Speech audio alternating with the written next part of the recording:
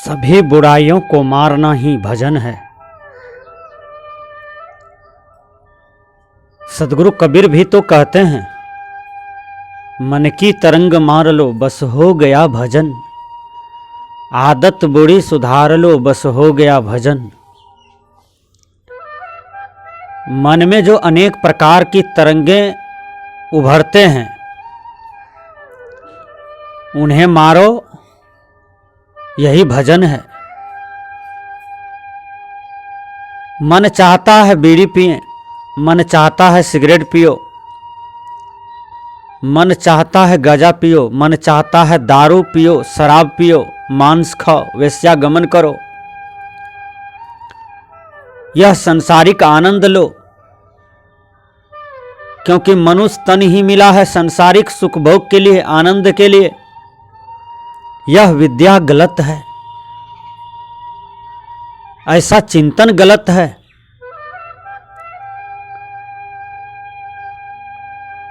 इस विषय में यह सुखाध्यास में जो जो गया उसे पूछो क्या मिला, तृप्ति मिली? तो वो अवश्य कहते हैं कुछ नहीं मिला। यह विषय सुखाध्यास इस प्रकार है, आपने महाकार को देखा होगा। महाकार देखने में अति सुंदर होता है, और महाकार को जब फोड़ते हैं, चीरते हैं, तो उसके अंदर में कुत्ता का पैखाना जैसा रहता है।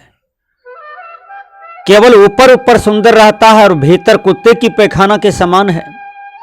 उसी प्रकार विषयों सुख है। सुख केवल मन में बनता है,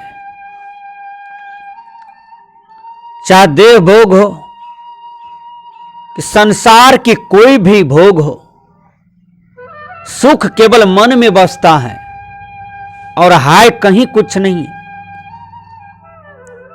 एक कुत्ता सूखा हड्डी को चबाता है और हड्डी को खूब चबाता है, उसको नूनछाहा लगता है। जब देखता है कि वह आनंद नहीं मिल रहा है, तो खूब जोर से चबाता है, ठोकर मारता है कुत्ता उस हड्डी में, तो उस हड्डी का चोट लगता है जिह्वा पर और उससे ब्लड निकलता है हल्का। वह नूनछाहा ज्यादा बुझाने लगता है, तो कुत्ता सोचता है कि अब आनंद मिल रहा है। वह ब्लड अपना ही जीभ का है, अपना ही देह का है। वह नमकीनपन हड्डी में नहीं है, वह अपना ही शरीर में है। तो संसार के अविनाशी सुख की जो प्राप्ति ये मानव कर रहे हैं बाहर, वो बाहर नहीं है, वो तो घट अंदर में है। सदगुरु कबीर भी कहते हैं, जो तू चाहे मुझको छाड़ सकल की आस, मुझे ही ऐसा हो रहो सब सुख तेरे पास। इसलिए अपने आप में मोरो, बाहर मत दौड़ो, बाहर कहीं कुछ नहीं। बाहर भटकाव है, बाहर परेशानी का घर है, बाहर शून्य है। बाहर कुछ भी करेंगे उसका रिजल्ट शून्य है, और भीतर यदि यात्रा करेंगे तो उसका रिजल्ट पूर्ण है।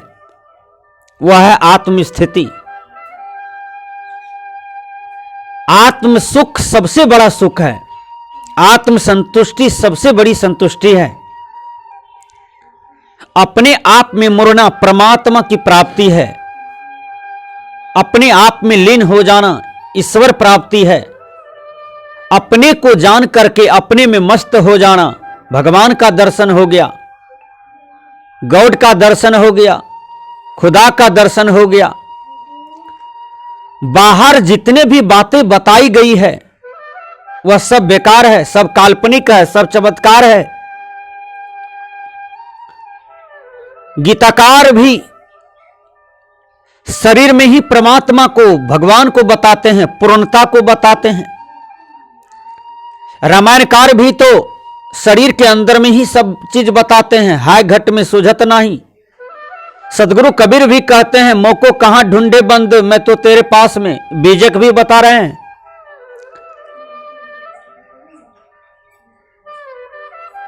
संत में ही बाबा भी कहते हैं, निज तन में खोज सज्जन।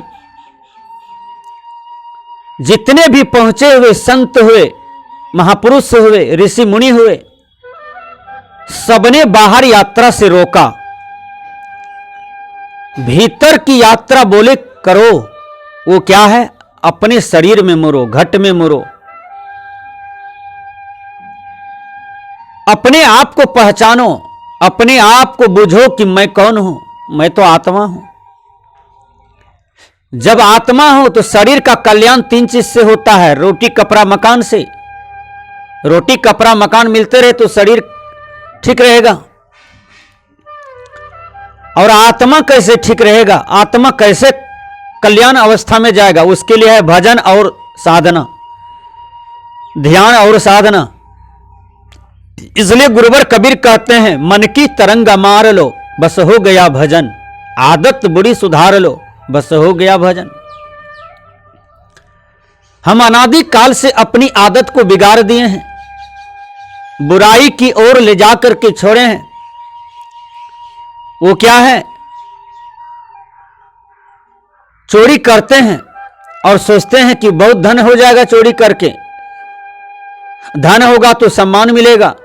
चोरी करते हैं, यदि पकड़े जाएंगे तब धन कहां जाएगा, सम्मान कहां जाएगा? चोरी करना भी गुनाह है, पाप है। संवैधानिक दृष्टि से भी गिर जाएंगे, सामाजिक दृष्टि से गिर जाएंगे, पारिवारिक दृष्टि से गिरेंगे। इसलिए गलत मन को काबू करें, गलत मन को समझाएं। आप कुसंग बस चोरी कर रहे थे, जब चोरी करेंगे तो लोग आपको चोर कहेंगे। क्या आप मनुष्य तन पाए हैं, इतना सुंदर जीवन पाए हैं, चोरी करते हैं, चोर कहलाते हैं, सबके दृष्टि में गिरे हुए हैं, कोई अच्छे निगाह से नहीं देख रहे हैं। तो किसी भी प्रकार की चोरी कभी न करना। यह कुसंग है, आपको आगे दुख देगा, लगेगा जहर पिलाएंगे लोग मुझे बाद में। थोड़ा सा क्षणिक सुख मिलता है, लेकिन बहुत दुखकर होता है चोरी करना। बुरी आदत को सुधारना सबसे बड़ा सत्संग है, सबसे बड़ा भजन है, सबसे बड़ा अपने जीवन का उपकार करना है। कि हमारे जीवन में जो भी बुराइयां हैं उसको मार देंगे तो यह भजन हो गया। भजन का मतलब होता है अपने आप को भजना, अपने आप को अस्थिर करना, अपने आप को कंट्रोल करना, अपने आप पर काबू रखना। यही तो भजन है।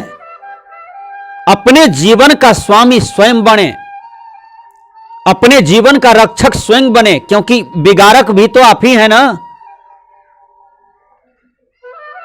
तो चोरी, हिंसा, हम किसी भी प्राणी का वध करते हैं, उन्हें दुख होता है, उसका खून बहता है, वो चिल्लाता है, रोता है कि मुझे मत मारो, मैंने तुम्हारा क्या बिगाड़ा।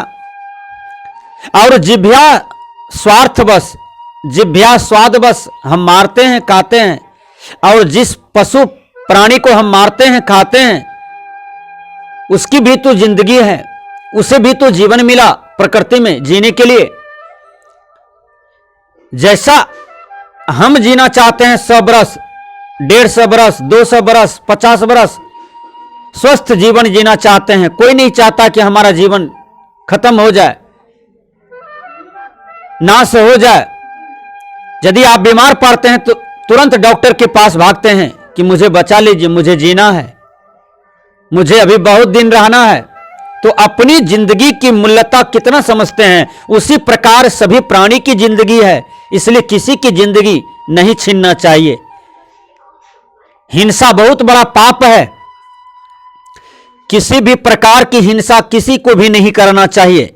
संत कहते हैं, संत कहते हैं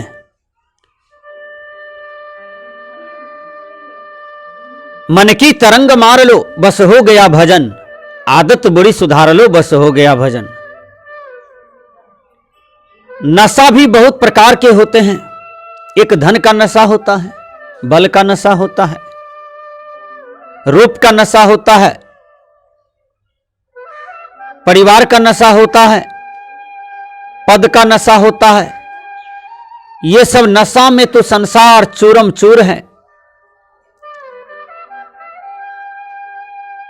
अपनों को कम नहीं समझते हैं, सबसे बड़े अपने आप को ही मानते हैं। ये नशा तो अहंकार की ढेर पर ले जाकर के प्राणी को सुला देते हैं। ये दारू की नशा, शराब की नशा, सिगरेट की नशा, ये नशा तो छूट भी जाते हैं, लेकिन किसी भी प्रकार की धन पद का जब नशा होता है, यह छोड़ना बड़ा मुमकिन हो जाता है। बड़े बड़े ज्ञानी को भी ज्ञान का नशा हो जाता है, विद्वानों को विद्वान का नशा हो जाता है, धनवानों का धन का नशा हो जाता है। लेकिन यह सबसे बड़ी मूर्खता है। चाहे बाहरी नशा हो कि अंदर की नशा हो, किसी भी प्रकार की नशा हो उसे त्याग करें। यदि हम बाहर का नशा ग्रहण करते हैं, सिगरेट पीना, बीड़ी पीना, तंबाकू खाना, सुपारी खाना, पान खाना, जर्दा खाना, शराब पीना, दारू पीना, भांग पीना, धतूर पीना, यह नशा स्वास्थ्य की दृष्टि से हानि करता है, अर्थ की दृष्टि से गिराते हैं। एक लड़का रो रहा था, किसी संत ने कहा आज तुम 2 दिनों से रो रहे हो, क्यों? उसने कहा मेरे पिताजी बहुत अच्छे थे, मेरे नाम से 10 लाख रुपया रखे थे, 5 एकड़ जमीन खरीद करके मेरे ही नाम से दिए थे, बहुत कुछ मेरे पिताजी मेरे नाम से किया था, लेकिन मेरा जीवन कुसंग में पड़ गया। मैं सब चीज बेच करके शराब पी लिया और एक बोतल का लत लग गया, एक शराब की लत ने मुझे भिखमंगा बना दिया। मैं तो एक धनवान आदमी का बेटा था, लेकिन आज मैं भिखमंगा हो गया हूं।